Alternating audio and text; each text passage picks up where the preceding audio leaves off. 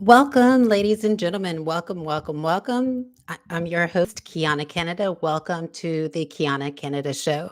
Before we get into today's topic, I really just need to check something right fast just to make sure everything is working on my end. And I need to put my chair down a little bit as well. Okay, let's see.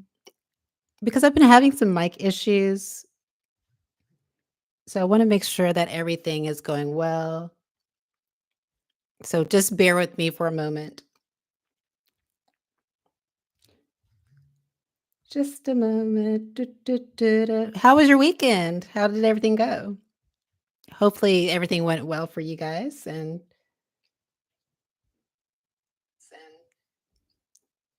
okay, so it seems as if everything is going fine. Um just a moment. I'm going to check one more thing. Ladies and gentlemen, bear with me. Yes, again, I hope you had a excellent weekend. Everything is going okay.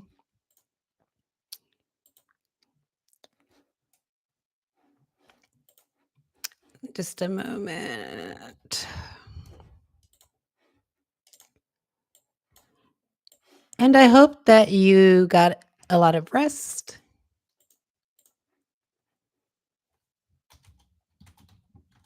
Okay, I need to just bear with me.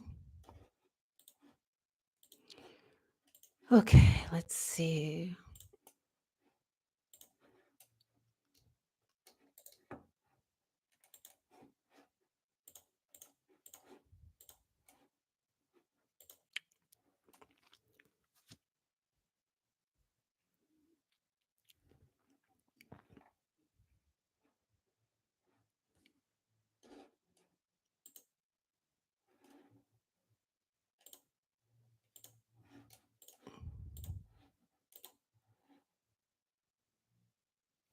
Bear with me for a moment.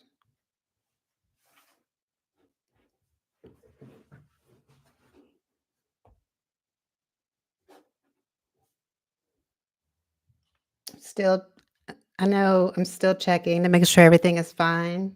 So we're off to a slow start, but it is necessary. Let's see.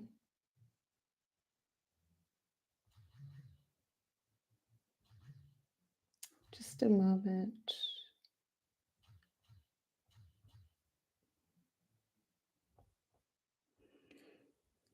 Sorry, ladies and gentlemen. Technical difficulties, technical difficulties.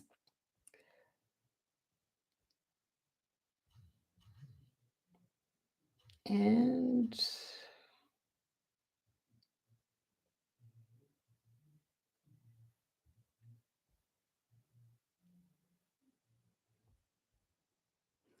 so let's see. Okay, I think we're good. I think we're good. Okay, ladies and gentlemen, welcome to the Kiana Canada Show. I am your host, Kiana Canada. And before we get into today's topic, which is really important, don't forget to like, share, and subscribe to this channel. Remember, your likes and your shares are very important. And what it does is it pushes videos like this up in the algorithm. It tells the algorithm that videos like this are important, but we must be reminded that just because videos like this are not pushed up in the algorithm does not mean that videos like this are not important. Okay. I am getting off to a, let's see. Okay.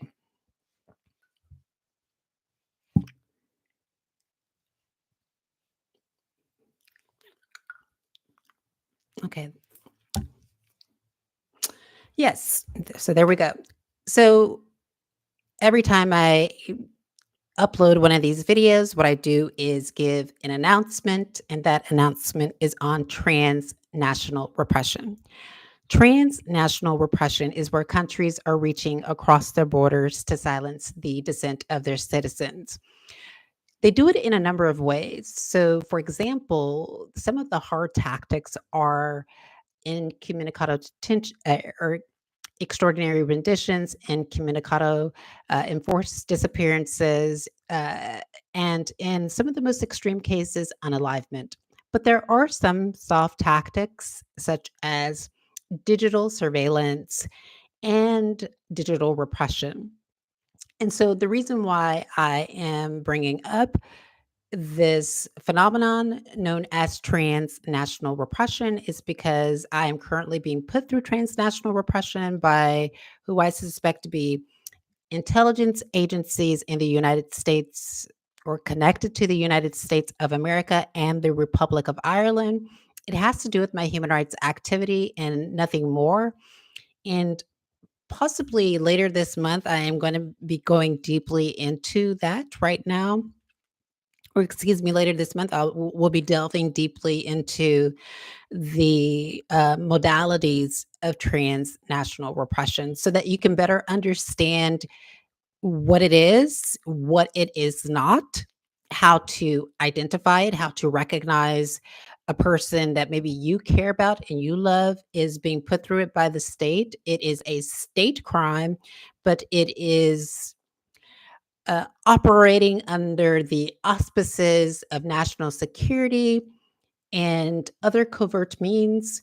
And we'll get into that later on in another episode. But I just want to bring awareness to that because most people they really don't understand what transnational repression is. For example, whenever they hear transnational repression, they automatically think of transgenderism and they think of uh, regression, but they don't think that transnational repression is a form of political repression that a state can put any citizen through.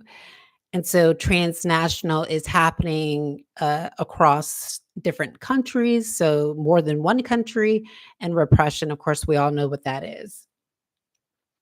And so, to reiterate, it's important for us all to just be mindful that this is a practice that is happening in the world today. It's not only uh, the global south that is perpetuating this practice and and essentially are the perpetrators of this practice.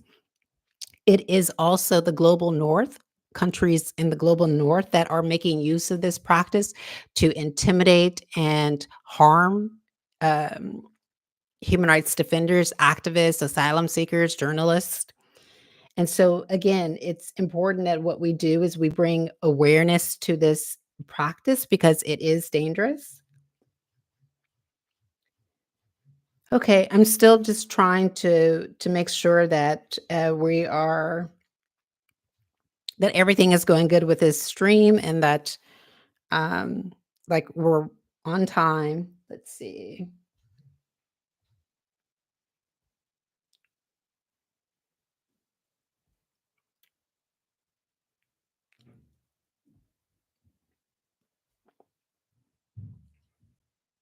Yes. So Yes. okay, so I think that we're fine and let's go ahead and get into today's topic. Ladies and gentlemen, I am deeply concerned because Ben Shapiro recently uploaded a video to his YouTube channel advocating for the release of Derek Chauvin. Now, if you've been following my activism and you've been following some of the videos that I post, you do understand that I am a proponent and an ally, not necessarily a proponent, but an ally of the Jewish people. I really care about the Jewish people a lot. But I think that what Ben Shapiro is doing, ladies and gentlemen, is I think it's harmful. And this endorsement of state crime, such as extrajudicial executions of unarmed Black Americans is really disappointing. And so, ladies and gentlemen, I want to go ahead and get into today's story. So, as we know, he uploaded a message to his YouTube account and or a statement to his YouTube account, and that statement was that he felt that Derek Chauvin should be pardoned by Donald Trump. Now, ladies and gentlemen, I haven't prepared much for this video and really haven't prepared any arguments. So everything that I'm talking about in this video is going to be extemporaneous. And so I'm going to the only thing that I've written down is just some facts about, of course, Shapiro's video and some facts from a different case. But the argument in this video is going to be extemporaneous. And so I would apologize in advance because, again, I didn't prepare for it whatsoever and didn't really have enough time to really articulate strong arguments against the position that Ben Shapiro is raising. Although I do believe that I do have one story, one credible account that is connected to uh, credible evidence that debunks Ben Shapiro's argument on this. And so essentially, that's what I will be doing in this video. But first, before well, no, let's go ahead and get into that. So, as you know, Ben Shapiro called on the United States government to pardon Derek Chauvin. I am in disagreement of this. I totally disagree with this position that Ben Shapiro is putting forth to the US president. Of course, I disagree with 99.9% of the arguments that Ben Shapiro makes uh, because he is a Republican and I am a liberal. But I think what Ben Shapiro is basing his argument on is flawed pseudoscience that has been debunked, and that is excited delirium, which in this live stream I will be calling ED. And so Shapiro, he argues that he believes that George Floyd didn't lose his life to Derek Chauvin. He believes that George Floyd was uh, the way that his life ended. I think this is a flawed argument because he essentially argues that ED is what caused the death of George Floyd, which we all know is not true. The medical reports state otherwise. Now, the argument that conservatives continue to make, ladies and gentlemen, is that they continue to think that uh, correlation equals causation. And we know that that is flawed in many cases. So just because a person they have um, a substance medicament in their system, right? Just because a person has medicament in their system, that does not mean that that medicament caused their untimely passing. And so, ladies and gentlemen, this is essentially the argument that Ben Shapiro makes, which is not really based in reality. It's not based in facts. And it's deeply disturbing that Ben Shapiro would take this position when the family is, of course, spent some years grieving over this death of their loved ones. Now, I'm not arguing that George Floyd had an illustrious history. We already know that George Floyd didn't have the best uh, background. And none of us would argue that, right? And none of us do. But you can't argue that just because a person has a a background of offenses that that warrants their death. And I'm deeply concerned that Shapiro would think that way. Now, Shapiro does not put forth that argument in the clip that I've seen, but I've seen Republicans argue that consistently, that what they do is they point to a person's criminal history and say that that is the reason for that is in their opinion that they believe that that person should be unalive because of their past criminal history. And what I think that that does is that really, I think it takes the humanity away from human beings. It actually takes the humanity away from being an American citizen because if the United States is the land of the free, and if the United States is a country that respects human rights or civil rights, because of course in the United States it's not called human rights, it's called civil rights, then one thing that we can't do as Americans is that we cannot advocate for the unalivement of people just because you dislike who they are. Now, have we seen this argument before that Ben Shapiro makes? And my position is yes, we've actually seen this before. Like we've heard of it before as well. And so, for example, we heard of it. There was a case, ladies and gentlemen, in 2020. There was a person named Daniel Prude who was 41. He resided in Rochester, New York. And in March 2020, like nearly 4 years ago this month, he encountered law enforcement. And like Floyd, Prude had medicament in his system. And I think that Floyd had other substances in his system. I'm not really sure to the detail exactly what they were, but I'm not disputing that there wasn't any that I'm not disputing that there was not anything in his system. I'm not saying that no, there wasn't. I mean, of course, a toxicology I think report came back and said yes that there was, but the question here, ladies and gentlemen, for you to answer is that just does having medicament or a substance in your system cause your unalivement? Now, let's go back to the day in question, and we'll get back to the Daniel Prude case in just a moment.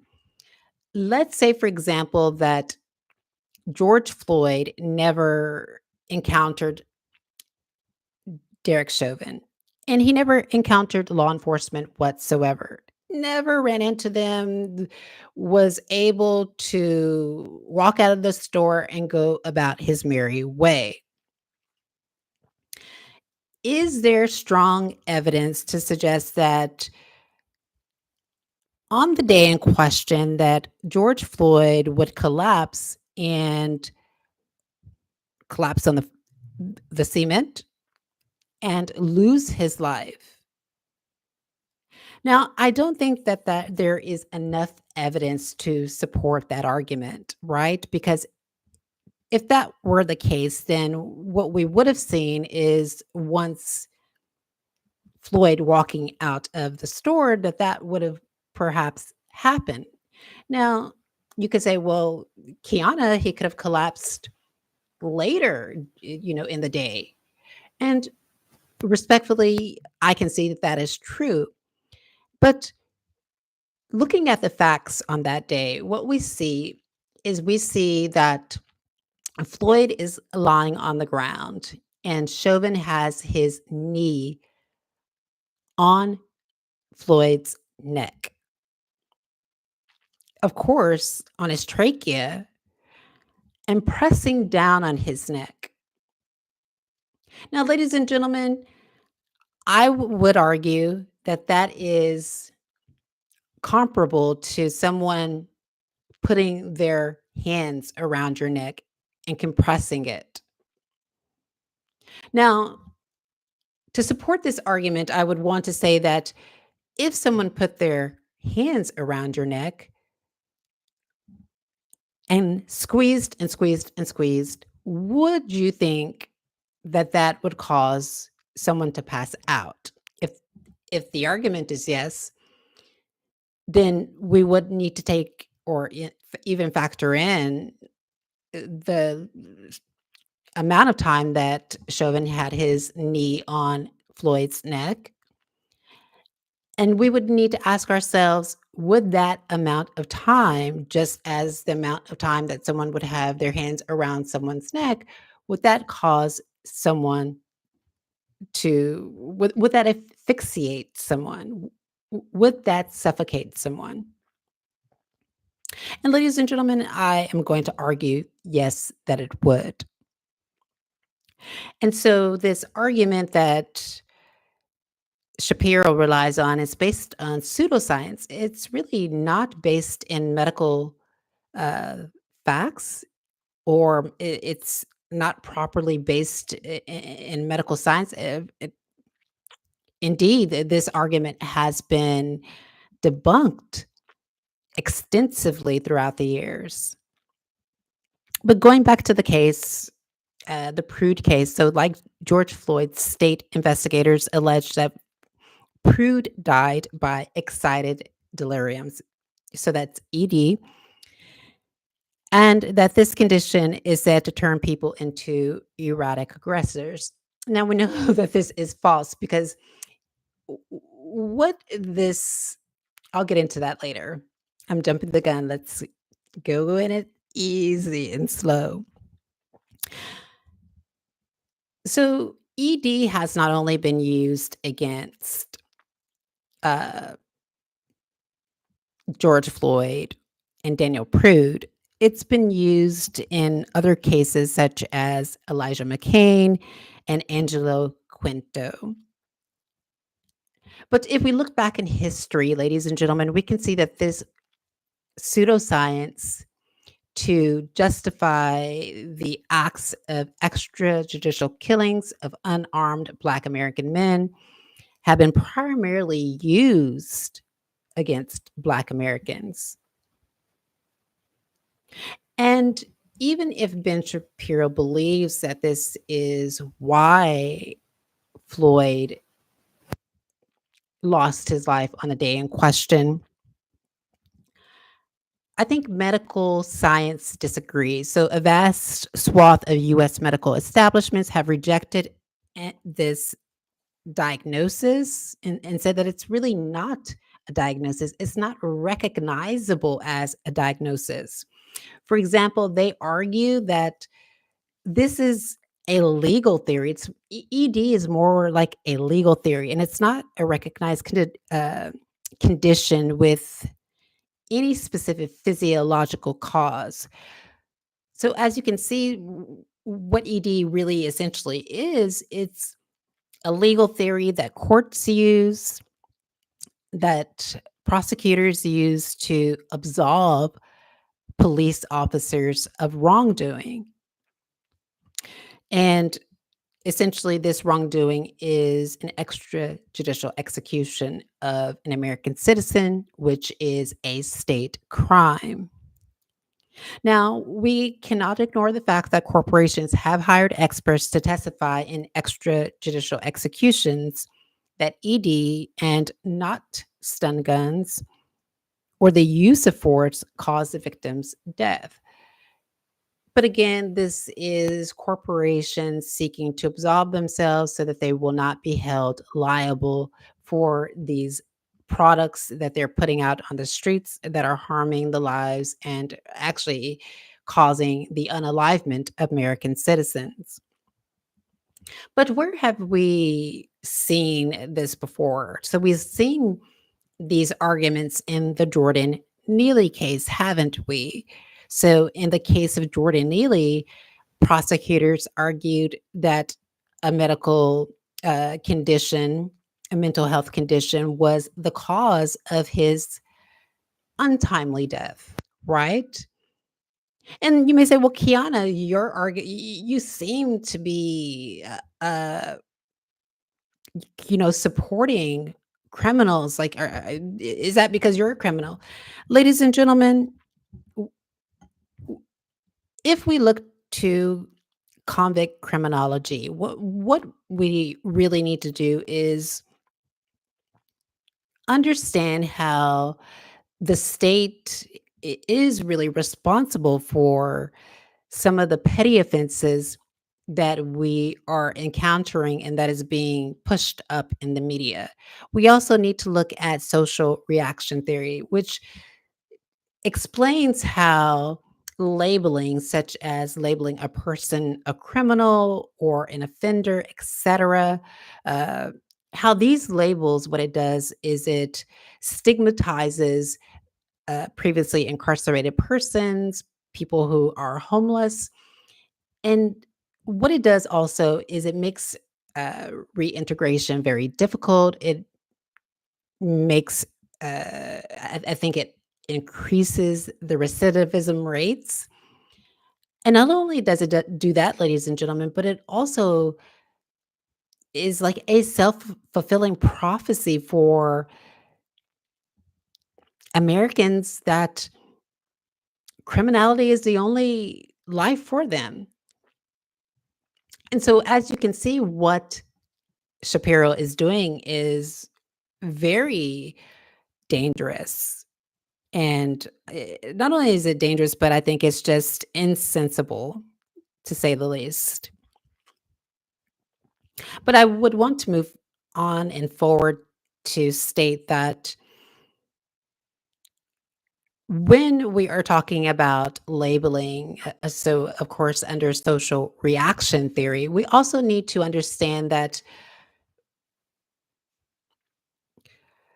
labeling people as criminal and offenders that also contributes to police officers engaging in state crime because when police officers use these labels or uh, have a bias, a confirmation bias, so to speak, and they think that certain people are criminals or that certain people are engaged in crime, that becomes a self fulfilling prophecy for them as well. And that not only becomes a self fulfilling prophecy for them, but it also causes them or contributes to the attacks on innocent people where there would be innocent people. Now, this is not an argument to say that every person out on the street is an innocent person, but a reasonable and prudent person would, I think, agree with me that the framing of Shapiro's argument, that framing that he puts forward to support the release of Chauvin, I think people would agree that that framing is quite. Uh, uh,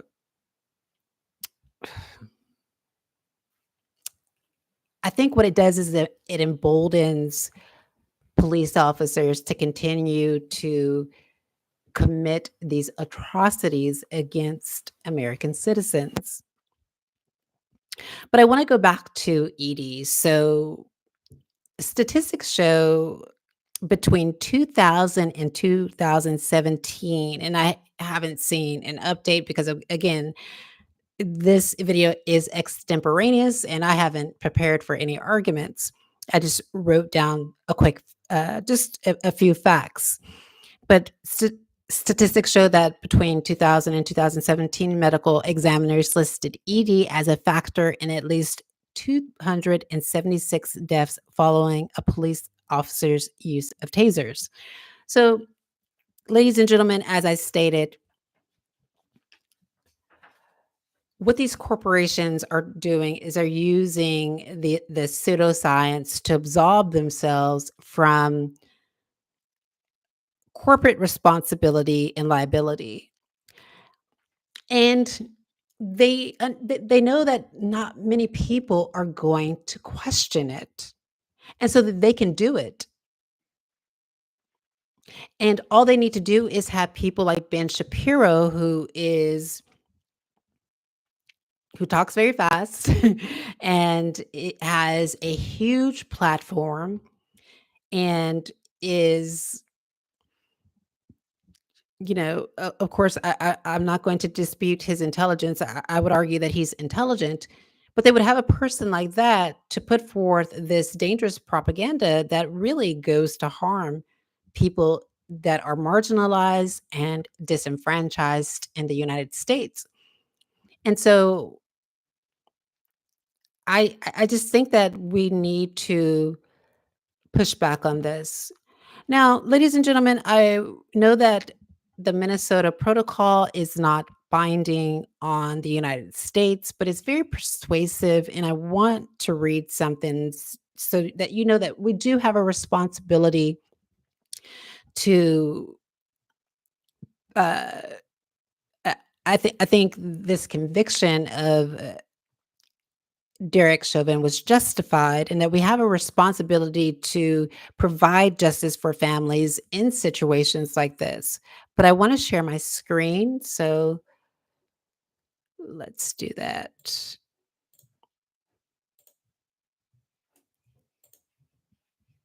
Hmm, Let's see, ladies and gentlemen, window.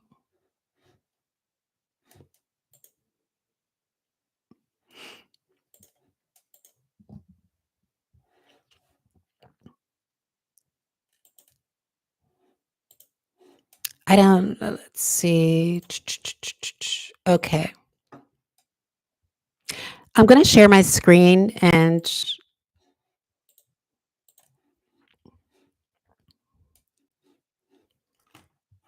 so sometimes it doesn't show up, so I just need to make sure that it is. So let's see, just to make sure that, okay. So accountability and remedy. So persons whose rights have been violated have the right to a full and effective remedy. This is under the Minnesota Protocol.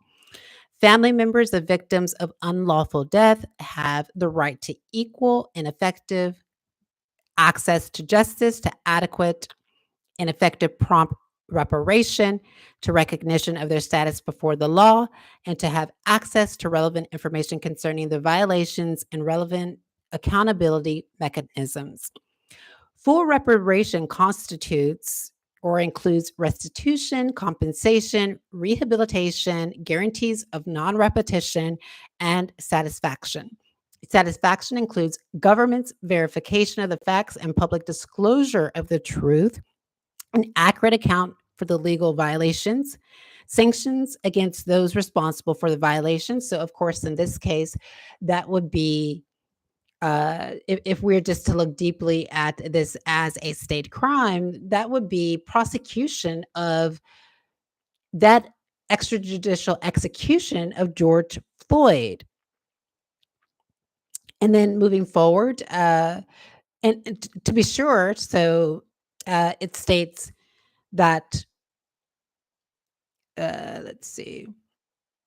Yeah, so, and of course, this isn't where he's missing, but it's important to understand that in many cases that prosecution is important and a conviction is important when somebody loses their life. I mean, wouldn't you agree? Now, to reiterate, I have not prepared any argument, but I would urge President Donald Trump not to pardon Derek Chauvin. And Donald Trump, there are three arguments, I guess, three arguments that I can give that I'm just uh, trying to formulate as I go. And the first argument is trust. Black Americans in the United States have put their trust in you. Now, I am a Black American and I'm not in the United States, and I am uh, not speaking for myself, and I don't purport to speak for all Black Americans. But as we know, you won the election, and Black Americans put their trust in you. And one way to violate this trust that Black Americans put in you and have for you is by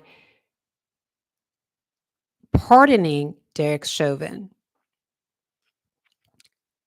Second, if you want Black Americans to trust law enforcement and to rely on law enforcement and to have good relations with law enforcement, you won't continue pardoning police officers that have, one, took the life of an unarmed person, two, have a history of police violence in the process.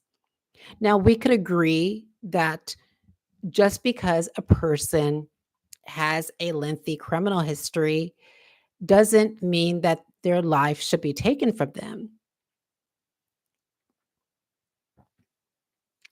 And so, in these cases where a person is unarmed and they flee and they maybe are disputatious, that's not good enough reason or even a legitimate reason to end their life. They have a right to life. And so if you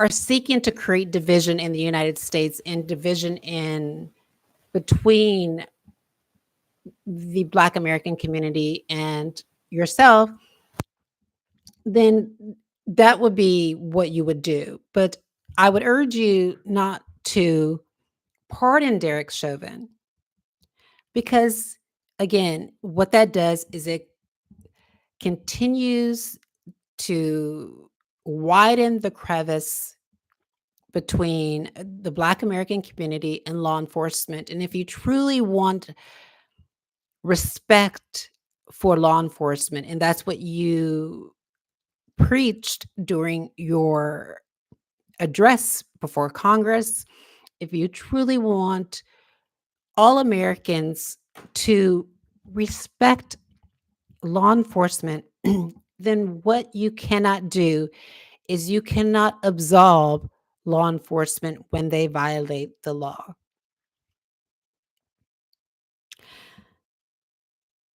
Third, I would urge you to not listen to people like Ben Shapiro and Elon Musk on issues of international human rights law or civil rights law.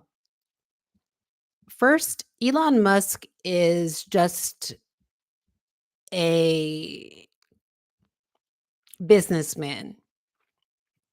He is not educated in human rights law or civil rights or criminal justice or criminology for that matter.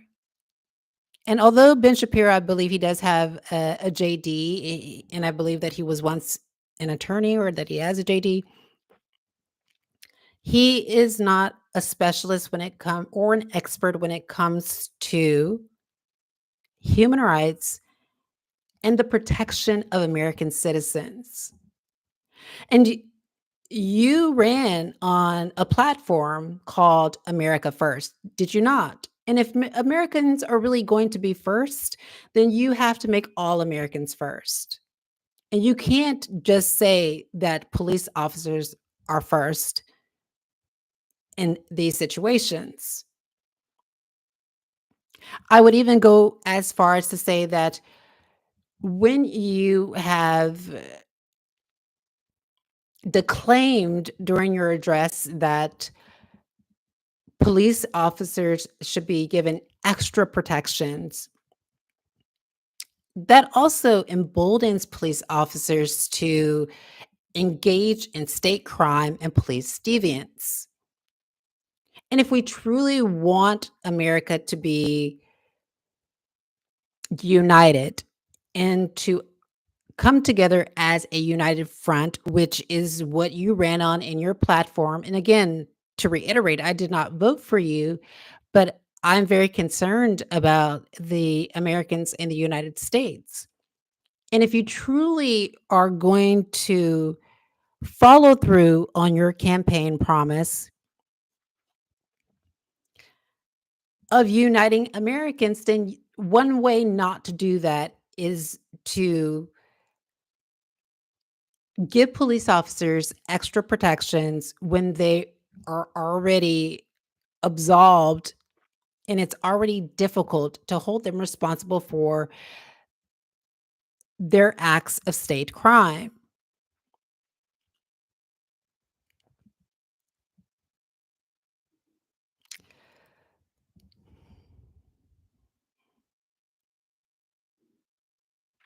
Now, this case with George Floyd is, I understand it's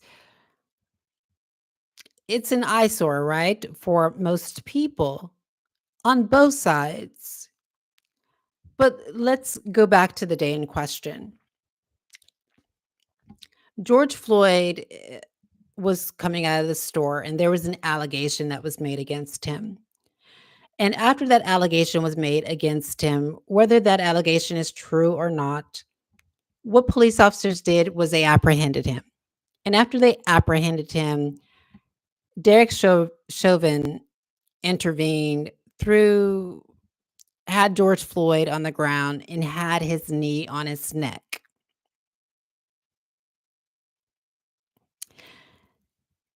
Essentially choking the life out of him with his knee.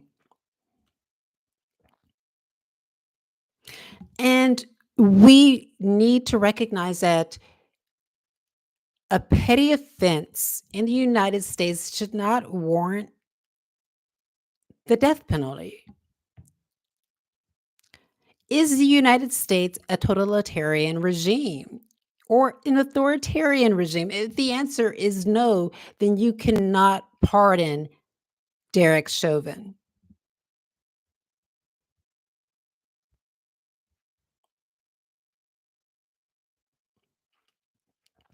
Now, the United States, although it's not a party to many of the International Human Rights Convention, it is a party to the Convention Against Torture. And many human rights experts have evaluated that incident, and they would argue that that is a form of torture to for a police officer to have his knee on the neck of a civilian and to keep it there until that person lost their life. Keep it there while that person is struggling for breath. They would argue that that is a human rights violation under the Convention Against Torture. So, Donald Trump, I would urge you not to pardon Derek Chauvin. It would only disunite America. America is already polarized, and there does not need to be any more polarization in the United States of America. And this can only add to it, not delete from it. Now, I understand that there's going to be a lot of right-wing social media influencers, including Doge director Elon Musk, arguing that you should make this decision, but I would respectfully ask you not to. Elon Musk is what I think what he's doing in this particular situation is lowering the human rights record score or the human rights score of the United States of America. Now, if you well, obviously you hired him and you trust him, and if this is the trust that you have for him, you trusted him to handle the economic side of things, but you didn't trust him. He wasn't hired to evaluate acts of excuse me, acts of extrajudicial execution. He wasn't hired to uh, give testimony or advice on how to interpret civil rights and civil rights law in the United States. He wasn't hired to give an advisory opinion on criminal law in the United States or police violence and I guess the doctrine of qualified immunity. That's at the civil level, but when we're talking about the criminal level, even something worse than that.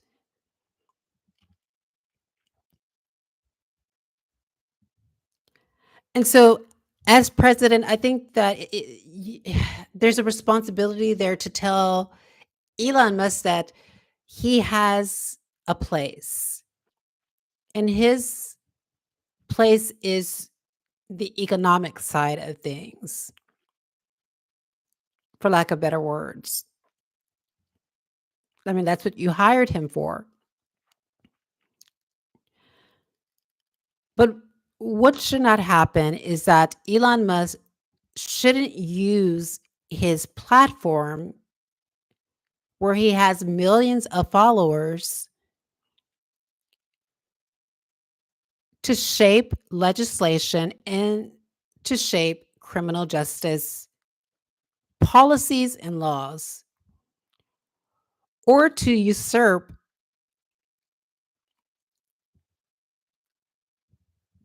particular convictions when they are,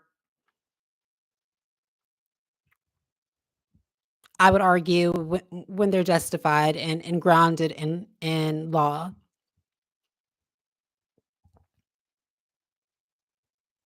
And so we understand that Ben Shapiro is using his platform as well to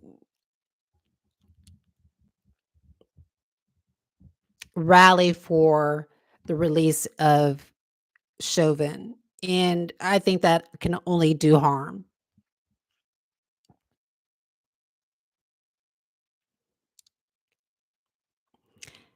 It is not the right thing to do. Now we are how many days, ladies and gentlemen? Just a moment.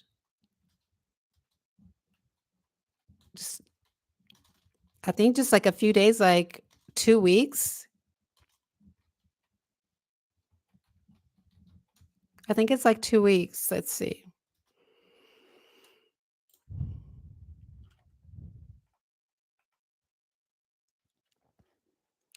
So the International Day for the Elimination of Racial Discrimination is on the 21st. So, yeah, approximately just right on it, 2 weeks away. And then on the same day, it's solidarity with those who have been struggling against racism and racial discrimination. And so, what not to do as this day is approaching is not to set the things are already being set back, but not to set relations any further back before this day or even after this day.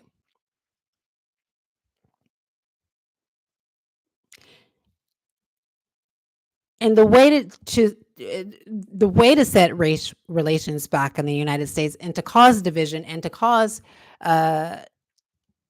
Black Americans to be disappointed, and those who have voted for you. Again, I didn't vote for you, but there was some Black Americans that did.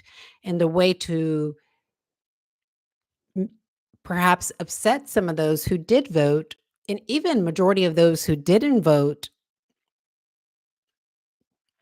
is to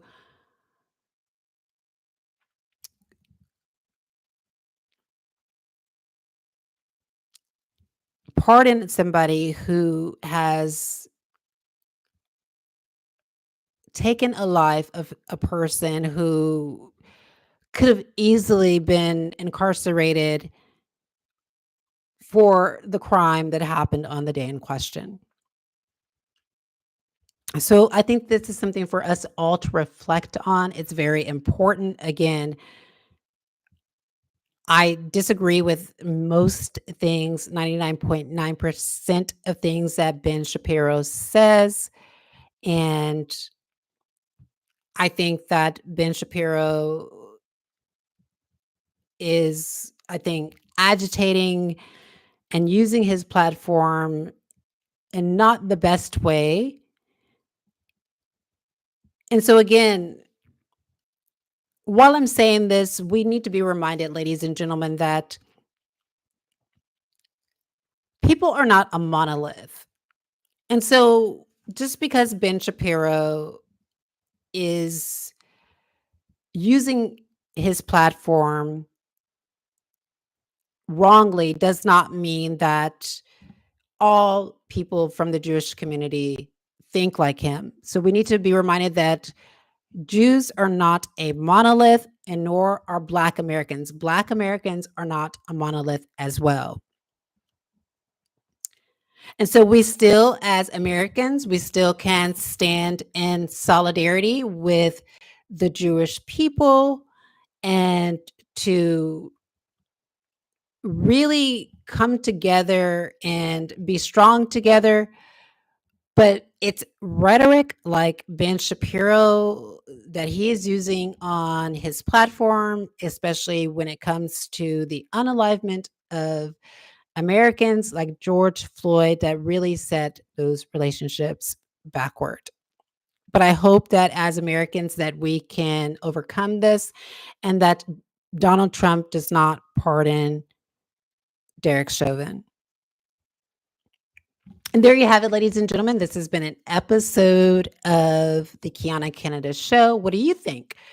Do you think that the arguments I made were rational when it comes to this? And I will link a story in the description on the Daniel Prude case that specifically evinces that this ED is pseudoscience and has been debunked. And do you think that these statements using pseudoscience against Black Americans, do you think that now it's time for it to stop? And do you think it's time for now that civil rights leaders such as the NAACP, the Black Caucus, and other civil rights leaders and legislatures come together and really uh, pass legislation to prohibit the use of not only the use but the weaponization of the pseudoscience and these medical conditions to take the life of Black Americans in the United States? What do you think? I want to know. And there you have it, ladies and gentlemen. Have a good night.